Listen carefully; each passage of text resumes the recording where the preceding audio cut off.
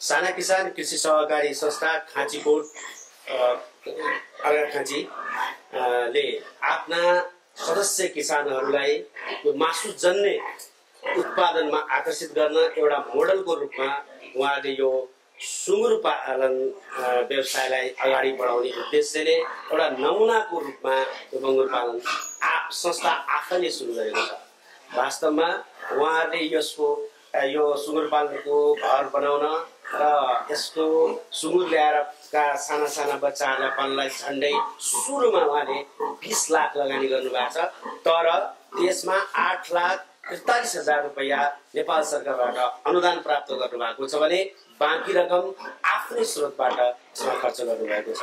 यो 1 वर्षको हेर्दा पनि उहाँहरूले लगभग 50 वटा पाठापाठी ल्याएर उहाँले सुरु गरेको यो फारम 1 वर्षभित्रै 50 वटा जति नै बुटोल बजार र स्थानीय बजारहरूमा बेच्न सफल हुनुभएको छ।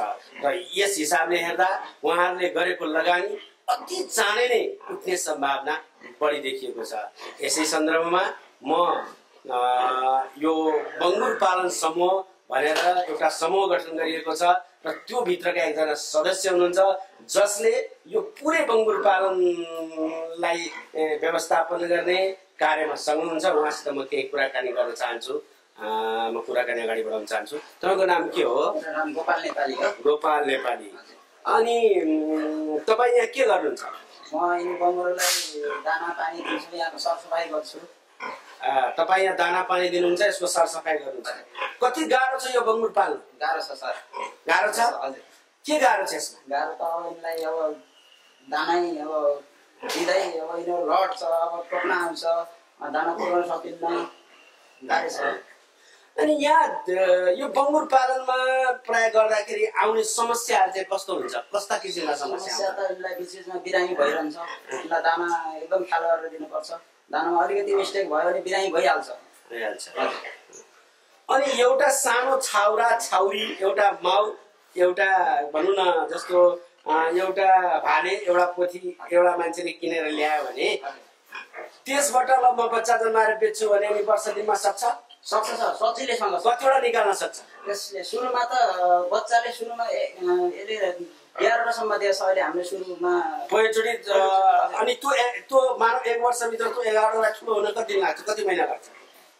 35 दिनमा त्यो हटाउने भइहाल्छ सर। 35 दिनभित्र? 35 दिनमा त बजारमा पुर्याउने हुन्छ? हुन्छ हुन्छ। मतलब पाल्न मिल्ने हुन्छ, दाना खान थाल्छ आफै खान थाल्छ। ए त्यसो भए त यो त छोटो समयमा पैसा कमाउन सकिने व्यवसाय रहेछ हैन? परिश्रम गरे सकिन्छ सर।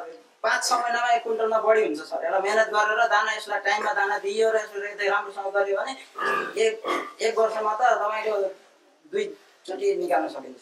अनि तपाईँ त यहाँ हेर्नुहुन्छ हैन, यो क्षेत्रमा यो बङ्गुर पालन व्यवसाय फस्टाउन सक्छ? सक्छ सर, सक्छ। परिश्रम गरे सक्छ, के सक्दैन सर। यहाँका किसानहरूले यो गरे भने नाफामूलक हुन्छ? हुन्छ सर। यो त अहिले संस्थाले गरेको छ हैन?